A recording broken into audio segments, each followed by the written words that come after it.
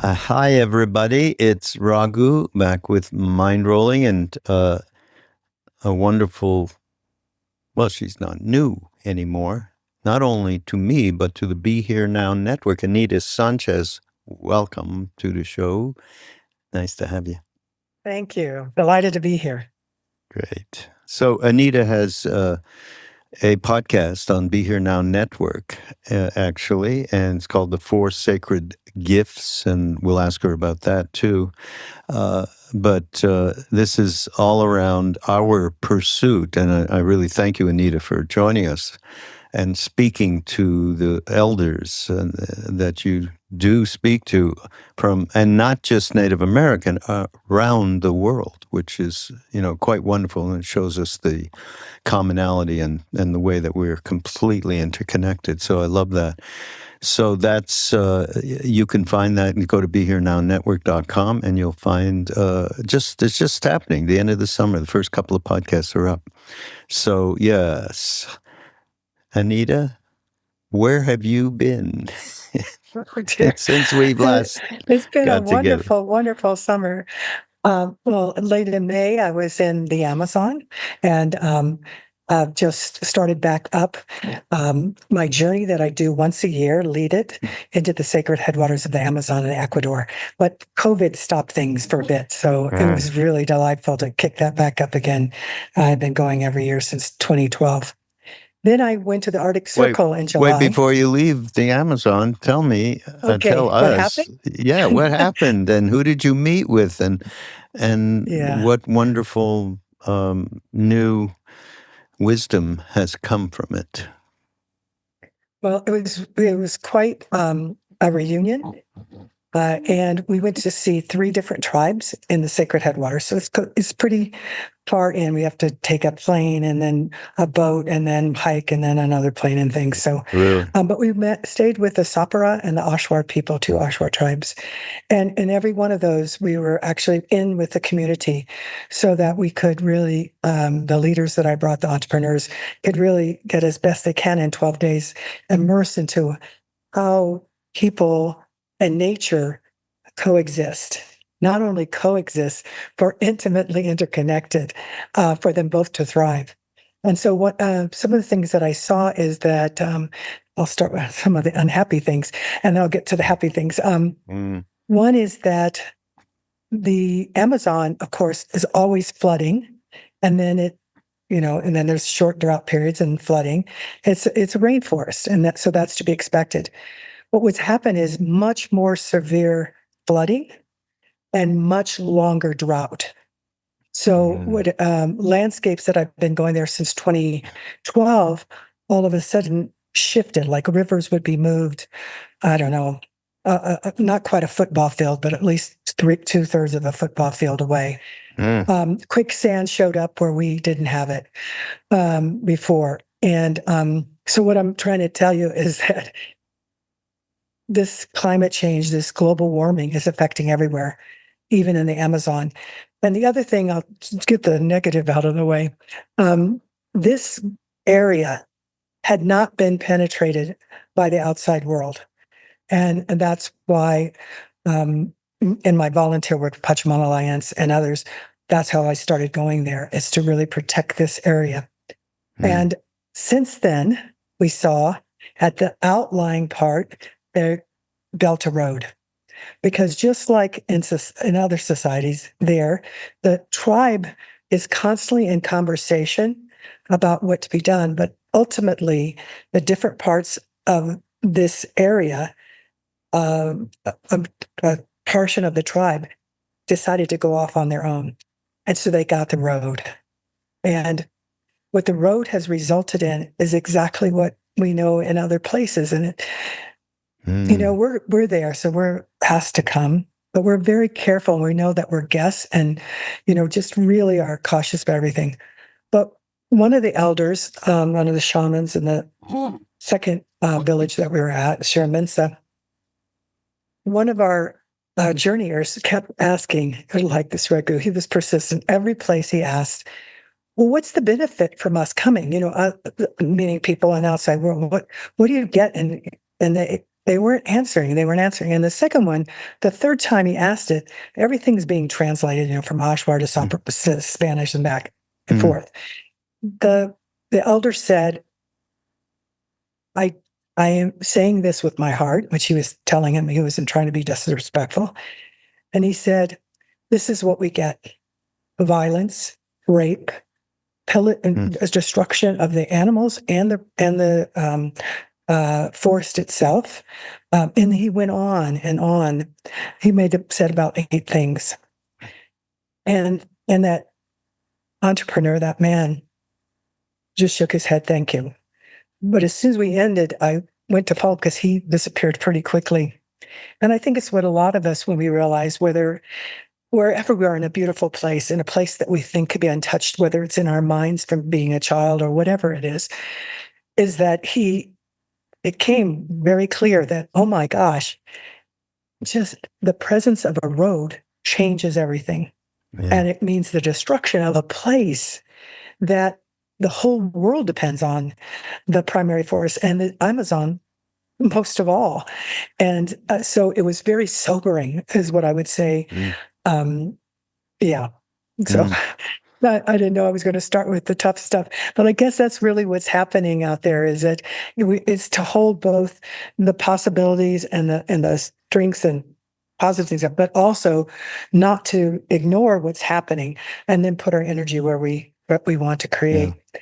And so, do you want to hear some positive things, or do you have any questions? Yeah. We have a couple of positive let's things. do Please. Some positive things, because hope is alive there. Some of the really wonderful things is that from about 12 years ago, we began, because the women asked, they would go off on their own out of the village, and they would have their babies on their own. And over time, as they began trusting us, what had happened is that the women began saying, is there something we can do? Because when we go walk, we find either the mother and the child fine, or we find a mother dead or the child dead, both. And so, of course, we said yes. And so we've been training them. They now have hundreds of women trained, not only in that part of Ecuador, but down into Peru, because those borders make no sense in terms of the nations, the different tribes. And these women will walk for a day or two through the forest and to help another woman. What the result is, they said that they know there's well over 500 children, babies that are well, and they, in some difficult kind of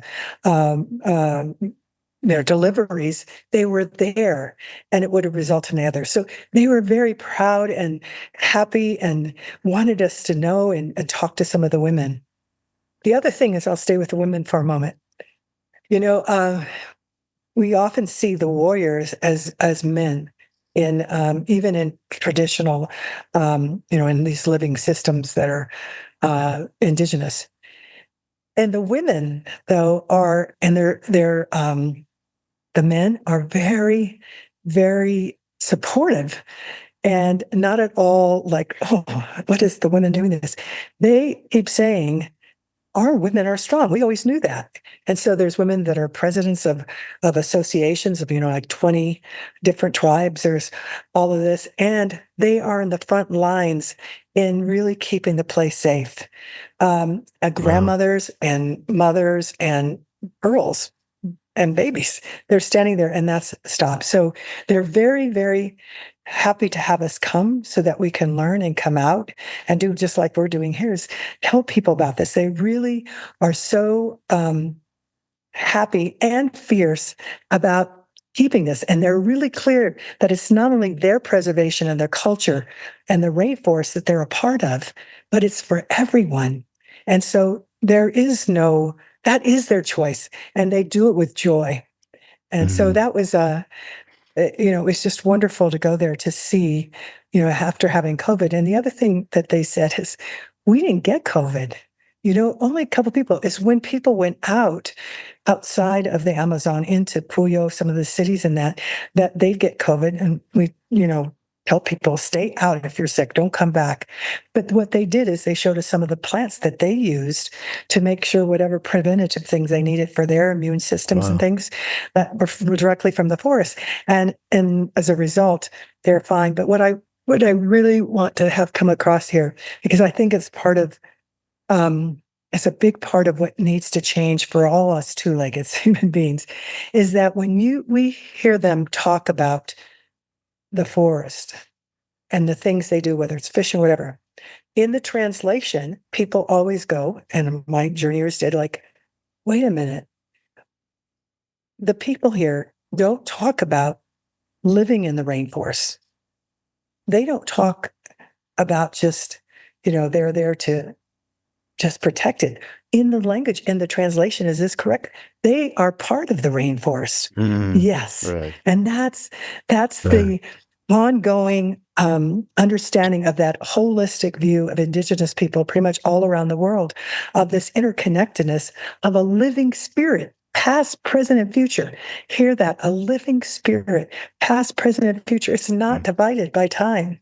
And that, in fact, all of the solutions, the need for various things, both between nature and human beings, is coming through all the time, through the waters, through the earth, through the birds and the animals and the wind, and us also in listening to that and also sharing what's needed.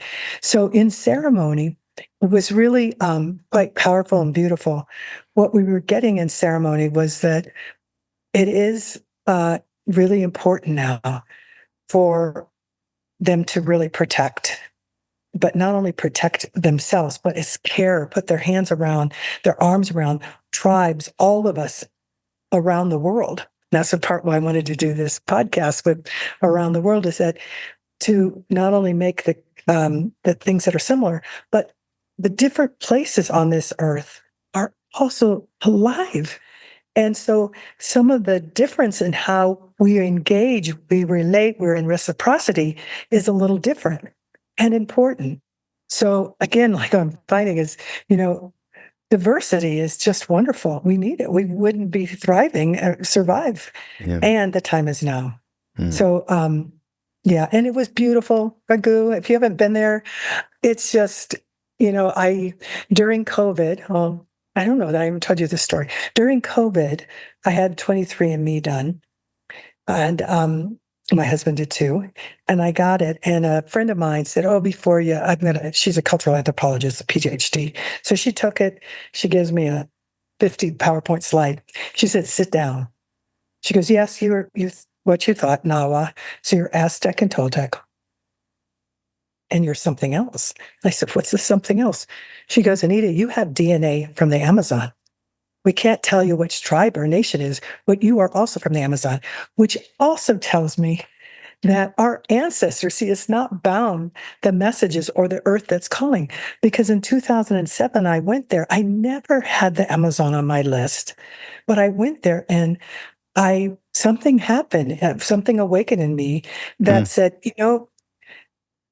you're not separate from these people. We are all part. And I just started bringing people once a year back as part of my contribution to making sure that people fall in love, remember that the trees, the water, everything is part of us and we're part of them.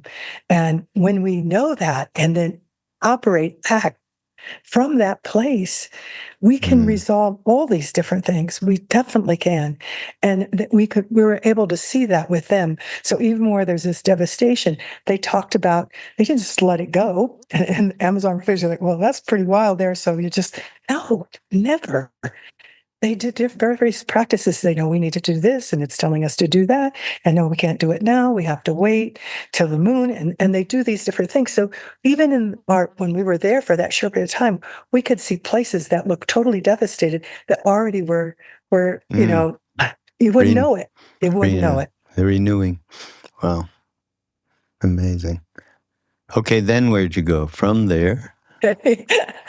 Yeah. Well, right before I went to the Amazon, I got this wonderful invitation from the Walking Softer Foundation. And every year they fund youth, 12 youth, 50 to 75,000 who are working on climate, and they really help them make connections. That hopefully that money can help really get whatever their movement is going. But also, what the founders do is they're both Republican. And they want people to understand that Republicans aren't jerks. Republicans do care about climate, and that anytime we box the people in, we're bound to be wrong.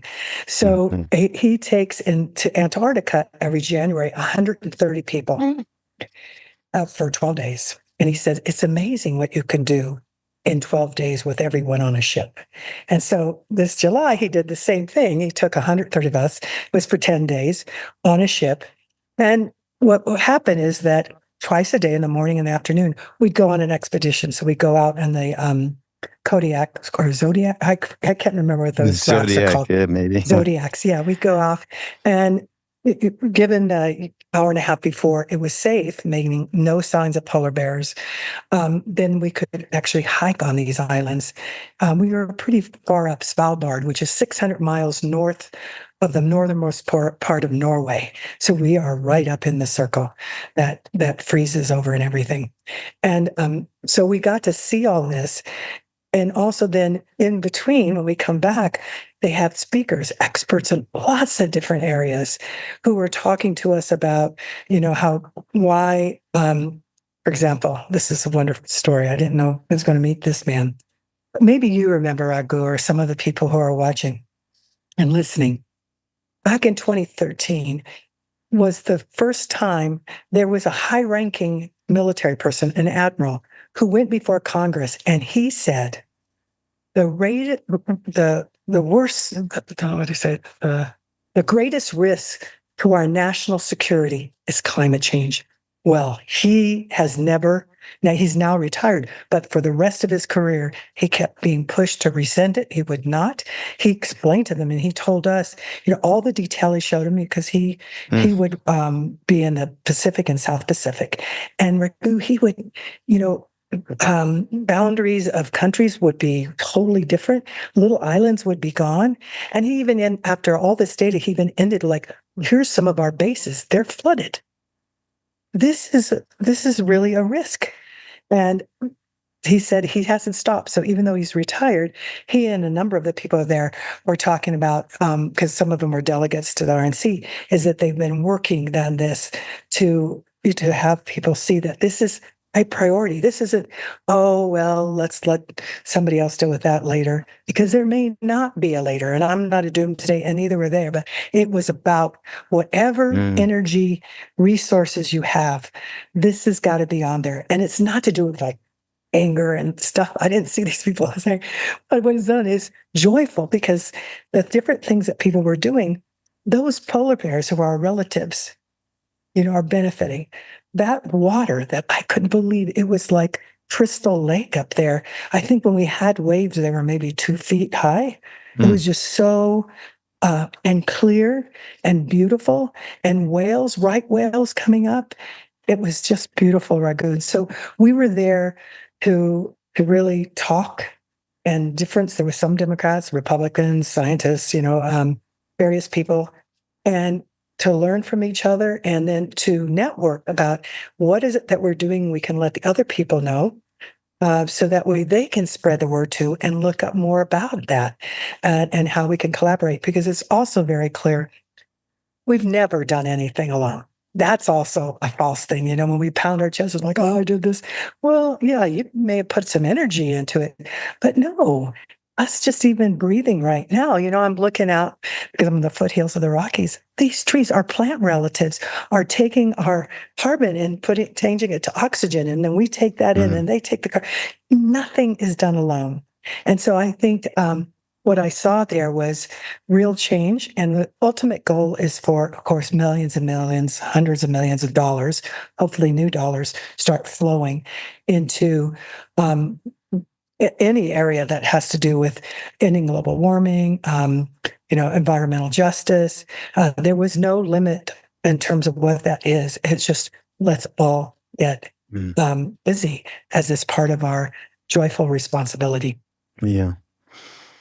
Boy, it all always these days points back to our relationship with this earth and seeming lack of respect and so on, this is what we can get from the wisdom of so many peoples around this globe, right? I mean, I myself also talk to, like you do, talk to different people that I happen to meet up with.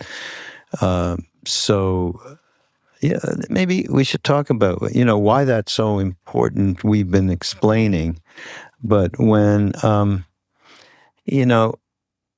and we've been talking about the material destruction, that road, that was such a, when you described earlier, oh my. Yeah, it brought us to tears when we saw it.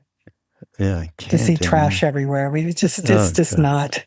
And then to see little stands. And what did they have? They had beer. It made me feel like back here in North America, what it must have been like back with my ancestors who didn't have that. And then all of a sudden that was a part of us being participating in our doom. But it wasn't our doom because we're still here. And that's the part that, again, they didn't know. We're seeds. You all are too. And we know that then we're going to grow. And so we, even despite all the things that have happened, we are so needed, Raghu, and I know you know this, but I want people to really get this. 80% of the most biodiverse places left on this earth are lands that indigenous people live on. 80%. Really? Yet we're only 5 or 6% of the world's population. That's not a coincidence. That's because we've had this relationship. And these places, many of them are primary forests, of course, all the oceans, oh my gosh. So it's just really critical that the solutions that we know, and it doesn't mean just hands off. A lot of times it means hands on because there is this relationship in order to keep it healthy. And so that's why I think it's important that you're talking to me. I really appreciate it. But I'm bringing elders from different parts of the world so that they can talk about, their ceremonies, their practices, but how they relate to today and the solutions that they have. And now what I'm seeing is that scientists for about a handful of years, maybe as much as 10 now, a decade, have been coming to us and saying, okay, even as far as Raghu saying, okay, I know you didn't have this name for it, but finally we're having them admit you were the first scientists on everything. That's true. We are great observers, and we had to be because we were in this relationship. And so that the collaboration is beginning to happen. Is it fast enough? I don't know, but game on. We just keep going, right? It's just really critical. So, one thing is material destruction, which is amplified by the road story. But what about spiritual? What about the fact how there is so much stress, financial stress, purpose stress around the world with the peoples? How is that being dealt with? Yeah. So that's the part where, unfortunately, science doesn't deal with the unseen. And psychology does to some extent, but even that, it connected to the brain and stuff. So, but what's happening is we understand everything has spirit. And it's not just to be, that's a nice thing. Everything is sacred. Everything has energy. We know everything has energy. Science tells us that too. We didn't need to know that, but we already knew it. And, but that spirit really is a sacred spirit. So if people, I grew up with a grandmother and a mom in particular, constantly, and there wasn't a day that went by about how I'm sacred and how I care for myself, how I care for the earth, our garden, how everything. And we've forgotten that. But it wasn't just about I didn't physical, have that. Like you're saying, it's the Fortunately, spirit. I It's did that not have. spirit. I wish I had a tiny bit of what you're describing from your mother and your grandmother. I mean, it just shows the extraordinary, the gap that has happened, and how we have evolved as from West, from Eastern Europe or whatever, Right. particularly white people, and in my case, Eastern Europe, and the Yeah. gap there in terms of the value is extraordinary. Yeah. Sorry, go And it's ahead. not too late though. Raghu, I mean, I know you know about your background, but we're urging people, you know, ultimately everyone's indigenous. Although I don't want people to go off and say they're indigenous if they're not part, Yeah, because I right. don't also want you to get, sideswiped, because that term is used for people who have kept that relationship over millennia, have kept that, what I call living, not ancient wisdom, living wisdom. Mm, And so that's really critical. We can make that connection. So if people who are watching or listening, we say, I don't know, there's ways to find out. And, you can go the way of looking up and trying to trace your ancestors, because even though there might be pain there, and probably is there for all of us, there's incredible strength and joy. And when you mm, can ignite that and then listen to that, that's coming from it, instead of it getting just covered over by the materialism and the other things that are out there telling us, it's really important. And the other thing I tell people to do is go to sleep. When you go to sleep, before you go to sleep, just ask. And I know some people say, well, I haven't dreamt in a long time. Why don't we try that? I just suggest. And so what is amazing is that generally it only takes a few weeks and some a few months, but then all of a sudden it's like, oh my gosh, I've forgotten my dreams. And those dreams were good dreams that were a benefit not only to you, but to all. And only is a good dream if it not only benefits me, but 7 generations out, and not just two-leggeds, but the winged, creepy crawlers, water, mm. all of it. And when people get excited about that, as I am, you know, that is a force, that is an energy, that is a spirit that stays with us. So, despite all the facts to the contrary that are out here, we know that we are part of this hoop of life, and our grandmother, Mother Earth, cares about us. Oh my gosh, she's showing us. She's showing us she cares. Pay attention. It's Mm. important now, and so we can change it. We can change it, and yes, it's a lot of changing your spiritual, making that connection again, and your mental, your worldview about what that is. No longer this illusion of separateness. It hasn't worked ever, but it definitely is not working now. But it's really in when I say I'm speaking of the race that in general I am in. It is endemic. It is in the DNA. It's entered into our the core of our being. It's very difficult It around. is. We are separate. We are taught that, Yes. and we Can are I tell you the separate. story of? Go ahead. I didn't mean to cut you off if you were saying. No, no. So what I'm trying to get at here, Uh-huh. is you know the feeling of being at home is so important. It's the thing that is the core of my own personal experience going to India and so on. That feeling needs to be nurtured and cultivated over a lifetime.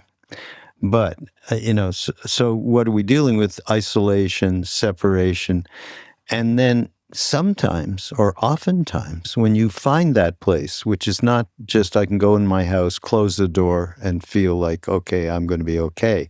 It's that place, same place, but inside yourself, right? And then Exactly. when you You know do it. find that place, many is a time, we go ahead and we're protecting that place. We continue this avenue, this road of separation and isolation because we're protecting, because we've been taught that again. So, yeah, tell me that story. I just Yeah. want. So I just want you to know I'm listening to you. I hear you, and it's hard for me, having grown up this way, and yet I deal with lots of people, majority of people who weren't brought up that way. But a story I want to tell you happened right before COVID. I went to a Sundance, and which is a really high ritual where in this particular one, the men, you have a tree of life in the middle and you pierce your chest, your back and stuff. And when I arrived, because I had just come out of Amazon a few years ago, and so I arrived there late, and I was, oh my gosh, there were what I know those were indigenous people. They were white people, and we look like everything. But I could just tell some of these folks that were dancing and pierced and pulling like 8 buffalo skulls pierced in their back. These were white people, and Yeah. yeah. So they had gone through the 4 or 5 years of Vision Quest. But then I got to hear the stories. So when I'm standing there, this one man who's totally out of shape, Raghu, he's doing this, and I'm just like, oh my gosh. And this woman standing there, and all of a sudden she starts just sobbing and taking off. And then somebody said, that's his wife. And so I went after, thinking I was going to help her. So I went over and stood by her as she went away from the people, but still being able to see her husband. And he comes by, and several of the buffalo skulls pulled out. And so you see the blood and stuff. And he looks at her with such a smile, and he does his hand in this movement. It's complete. It's complete. And later when I talked to him, and I could feel that, oh my God, it's complete. She stopped crying. And I realized, Raghu, I was there maybe to help her, but it was to help me. Seeing this person whose ancestors had been part of massacres. And this particular man, his family owned this mountain called Harney, which is from the Colonel Harney. And that family decided that it's not about material things. This is their spirits near. I mean, they talk about it this way, cleared and everything. They gave the mountain, that peak, back to the indigenous people of South Dakota. They didn't know which ones it belonged to, but they gave it to all of them. It's yours. Our name's off. You do what it is. You have it. And they ended up naming it Black Elk Peak. But I will say those relationships that seem like, oh my gosh, these massacres, there's so many horrible, but we're also seeing the ancestors, the future ancestors. We are now the ancestors of 7 generations out. But anyway, we're seeing those changes. So what I'm trying to say is, even in the most bleak, seemingly like, what could my family done? There's pretty much nothing they could have done that you can't forgive, but also heal, because you're not only healing yourself and your generations to come, but you're healing back then. And this family, and there's so many stories like that are happening that don't make the paper, but they're powerful stories for people who think they can't remember their ancestors or that place that was home. And yet inside, actually in the DNA, is that the illusion of commercialism, materialism, all the hierarchy and stuff. That's not in the DNA. The other is the key is to take the time, take the importance and the priority to find that in yourself, because we have the things to change what's going on. We have them already, but we don't have the collective will. And that's what we need to change. And I agree, Raghu, that's tough, but it's not impossible. That's great. What about within the peoples themselves, and seeing, I think a lot of real suffering that's going on is around the suffering of the children that are growing up in such despair. How do we cultivate them to be able to transform? It's very hard. Yeah, and I think what that brings me to is my 3rd journey this summer, which I just got back a couple of weeks ago, which is I was invited as a delegate. There are 1,000 or more of us, indigenous leaders from all over the world, scientists, philanthropists, conservationists, and we were there collaborating about what already exists that we can leverage and what new things. Well, we were in Lakota territory, and near Pine Ridge. And, Pine Ridge is, if not the poor, it's one of the poorest places in the United States. And a man on average will live age 42. And I had asked that over and over again. And that can't be. Not in 2024. They said yes. Suicide, drug addiction, alcohol addiction, the highest there is anywhere is on indigenous. Um, but that's not surprising given the constant work to heal what continues not just in the past, but today. And so, but people are working on that, are helping people to get back into ceremony, finding different paths, an alternative to the drugs and other things, learning to get back with our food because it's, we didn't use the word regenerative, but the reality is we've always been generative. And so I guess we want to use regenerative. And so it's possible. And what's amazing about that is statistics that are horrible. What I want people to hear is the thing that you should be surprised and joyful about. How many of us are not? In spite that we've had our parents or grandparents go to boarding schools where they were told not to speak their language, cut off their hair, all sorts of horrible abuse that happened to them. And then the many other things where people are coming in and right at the edge starting to destroy the land and the waters and then act as if, oh no, we weren't there, we weren't doing that. Just on and on and on. And so I'm going to say one of the solutions we're looking at, and I think it's going to require a lot more conversation, is that there's a movement of rights of nature that has been since 2008 when Ecuador was the first nation to get in the Constitution the rights of nature. It doesn't mean they don't have a problem, but they have a legal stance now. That's happening all over the world, and that's only growing. Cities, indigenous communities, etc. But the land back movement, because what we know is that probably in many of people's places where they live, you think you own that. But who owns the mineral under it? You don't.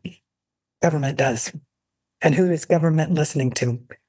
Is it fossil fuel industries, mining, or is it the people, which is the mass of us?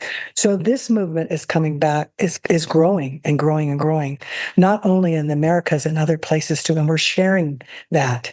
And one of the things that in doing that, I know you're like, I wish you could have been there. I saw this map. We see maps all the time, but this map looked different than other maps.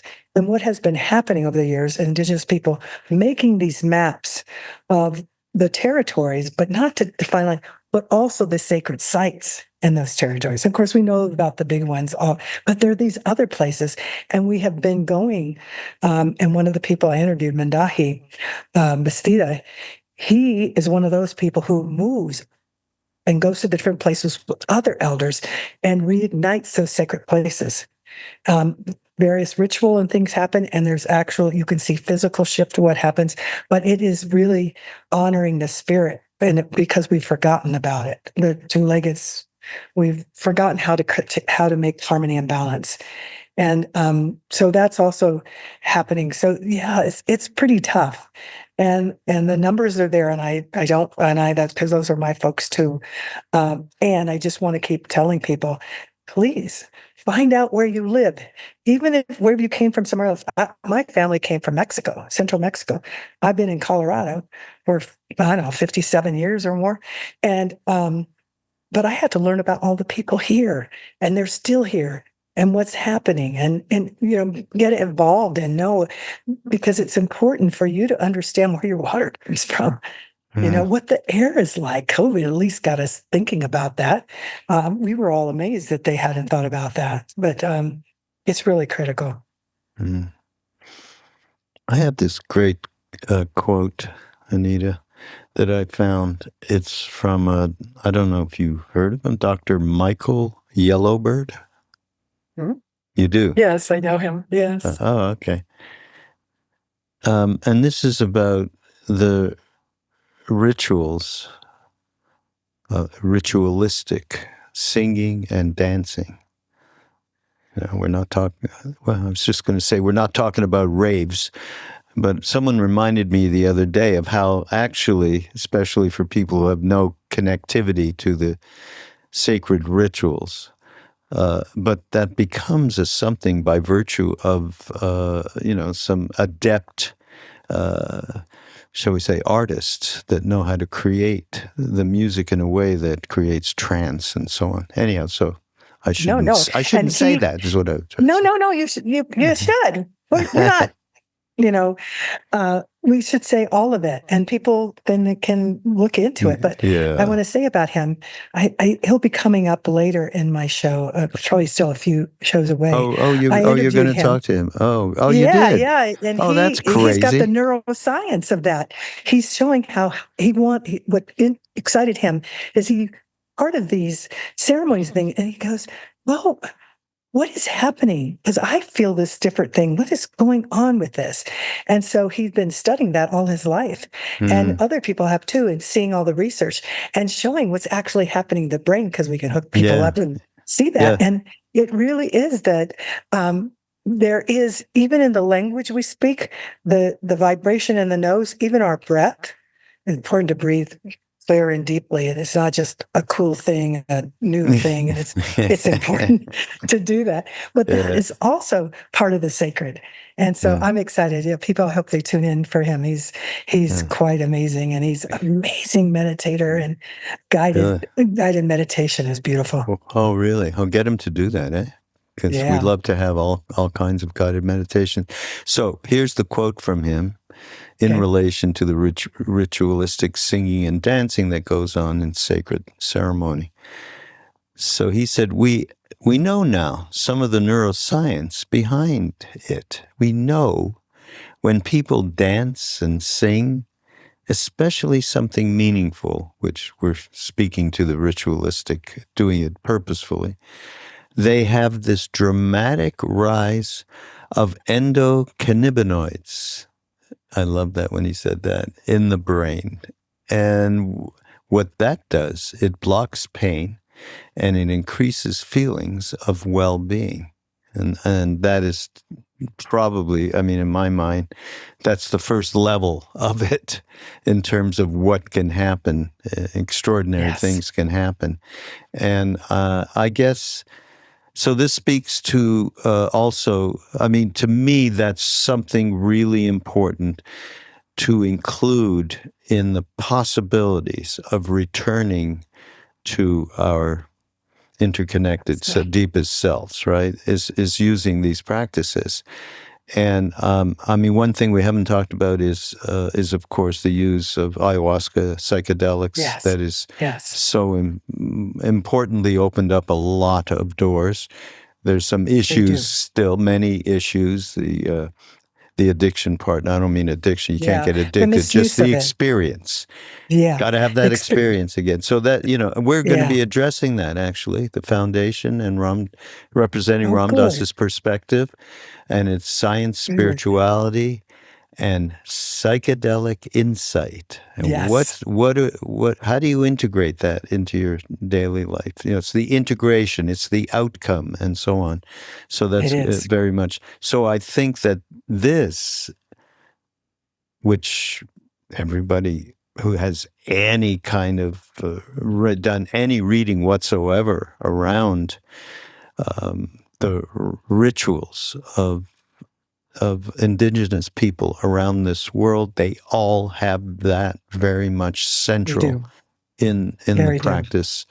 And how, so the incorporation of that, I think, is a really important thing. Then we have, I want to talk about appropriation, where there's pushback on that. Yes. So, speak to that. Before you leave the medicine, can I just say one quick thing? I'll really try to be quick. Ayahuasca is powerful. When I lead my journeys, it's offered once. It's not offered every night for 12 nights. There are places you can go to do that. I'm not dissing. They can do that. However, as people are trying to commoditize, make money out of this stuff, it's dying in some places. It's dying, and people aren't even talking about that. This climate change is killing one of our relatives, which is the plant medicine that we have all different types that we use here in the Americas and South America, Africa, everywhere around the world. And so we're watching it, and people really trying to do what they can as indigenous people to not have that. But it's like, what's important here? So I love Yeah. Ram Dass. That's a part of the sacred. So it's not separate. Again, that illusion Yeah. of separateness, that plant is for a reason. All of Right. them. Right. Well, why don't I just speak for a moment to the way in which there legitimate pushback for appropriation of Yes. indigenous life practices, etc., etc. And then there's the story you just told of the man who owned the mountain and then studied and was in it for many years, and he was transformed and reconnected. How do Yeah. we balance those two realities? Yeah. Appropriation is a hard thing in some ways, but not at all. So first I want people to really understand, if you're invited to go to a ritual, if you're invited to go to a powwow, because they're all levels, different levels of ceremony and ritual, they wouldn't invite you if they didn't want you there. Please go. Please go. And in many of those places, they invite you to dance.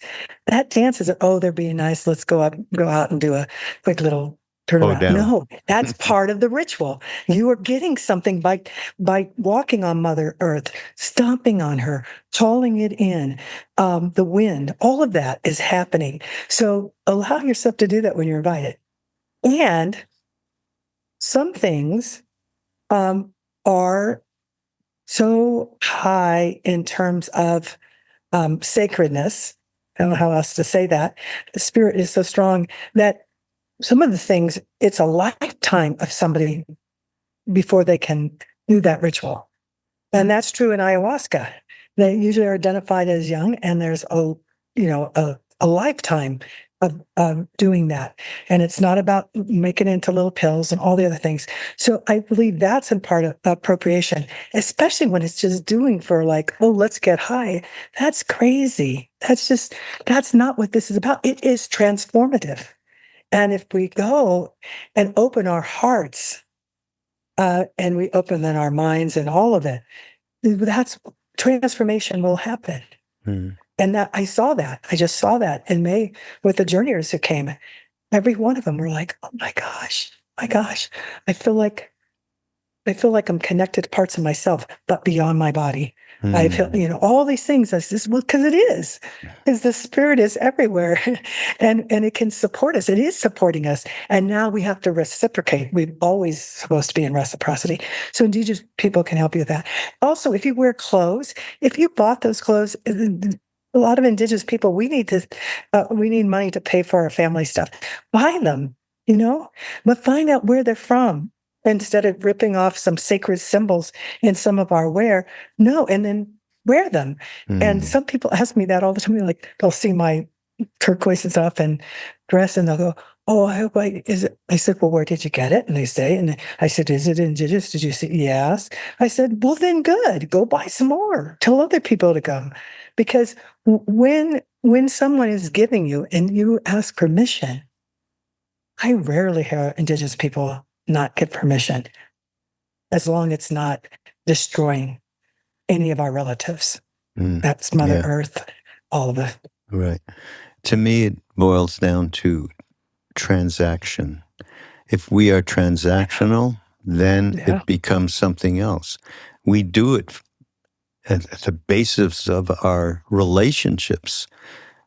They are mostly transactional. I mean, I Yeah. learned this, powerfully when I went to India with Ram Dass and met Neem Karoli Baba. Suddenly there was no transaction at No. all going on. And so I think that's something we need to think about, and people push back too, bringing over Hindu rights and so on. And I think it's just a matter of if it's transactional and you can have enough mindfulness and awareness of your motivation, then even if it is, you can look at it and it can transform. I love your positivity, by the way, Anita. You were so Yeah. great. Yeah. So I I found a great prayer. I don't know if you can add to it or elucidate, or it's a Lakota prayer, and I'm sure you know it. And I'm going to rune it in terms of my inability to pronounce. Mitakuye Oyasin. Mitakuye Oyasin? Are you picking up Oh, on that? Yasin is correct. Yeah. Yeah. So all my relatives, gratitude to all my relatives. But good for you. Even I don't pronounce all this, but now when you listen to that, they'll have the sound for it too. So you Oh, can yeah. That's so Mitakio good. Yasin. That's Yeah. what it is. Anyhow, Mitakio Yasin. so this is a Lakota prayer, and I don't have the actual prayer, but I do have the meaning that came from Lila June Johnston. Right. Yeah, she's wonderful. You probably know. You I know hope we will be everybody. interviewing her. No, I don't know everybody. I know a lot of people, You do. and she's one of the best. And she's a young 20-something. Oh, really? Wonderful. Oh, yeah. There's some wow. amazing 20-somethings. Oh, well, you got to introduce me. I love talking to next generation, not just indigenous people. Yeah. Just to Elders, get a reference point that, yes. And elders doesn't have to be with age. Some people will tell you it is. You can be. Did anybody tell the Dalai Lama he wasn't an elder? I mean, that's right. ridiculous. Some of these folks, children coming in, oh my gosh, because they haven't gotten cynical. They're connected. Yeah. And she's one of those, Lila June. Oh, that's so great. So this prayer, this is the definition of the prayer more than anything. So this is a prayer for all relatives. And as we have no idea about the reality of what a relative is, it's explained. Those relatives include trees, includes the buffalo, the mycelium, right? That which connects. I mean, people have been finding out in terms of the connection in these forests is so extraordinary to all, how the roots, mingle throughout the forest. The rain, the stars, they are all our relatives. And gee whiz, isn't it so that having this perspective is a huge opportunity for transformation? And I think this is what the indigenous peoples can give us that is so extraordinarily important. Thank you. I agree with you. The understanding of what it means to live, practice, be in unity and oneness with everything, even with entities that you have a different viewpoint. So when I was on that ship with some fairly conservative people, they're my relatives. And when I spoke to them, I looked at them and I said, oh, my precious relatives. And they started crying. And because we know it's okay to have a difference. Difference is good. It's this polarization that's killing us. We've got to stop that. It's really horrible. Yeah. And you can't do that when you're talking about that. That prayer is a really important prayer. The Lakota say it over and over again. That prayer is a powerful prayer and ritual that is done, and I've been present to them doing that. It's just really. Oh, that's so great. So everybody, tune in to the 4 sacred gifts. Anita Sanchez on Be Here Now Network. What are the 4 sacred gifts without too much detail? Yes, yeah. The 4 sacred gifts are gifts that will help us remember, if we use them daily, to remember how to create harmony and balance with ourselves and all our other relatives. It's the power to forgive the unforgivable, the power of healing, the power of unity, and the power of hope in action. These 4 gifts Spirit gave to us back in the mid-90s and said, we're entering a big winter time, a horrific time. We need to remember the 2 legacies of forgotten. So, they've been pretty powerful. Tens of thousands, if not hundreds of thousands of people are starting to challenge me now.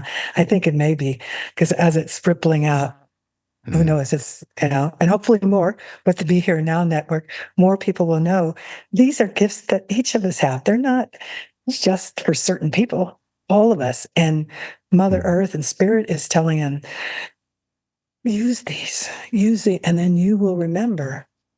And you'll have a kind of life that is so meaningful and joyful then why would you choose something else? It doesn't make any sense. Yeah.